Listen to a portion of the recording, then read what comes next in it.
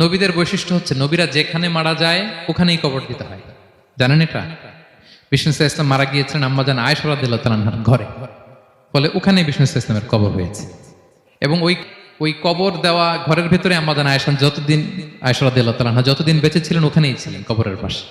এরপরে বাবা মারা গেলেন আবু বকর, বিষ্ণু ইসলামের পাশে কবর দেয়া হলো, বাবা আর স্বামীর পাশেই থাকলেন।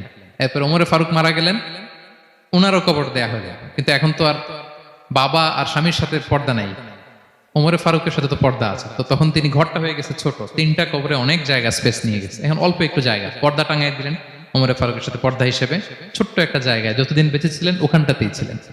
তাহলে রাসূল সাল্লাল্লাহু আলাইহি ওয়াসাল্লামের কবরটা হচ্ছে আম্মাজান আয়েশা রাদিয়াল্লাহু তাআলার ঘরের ভেতরেই।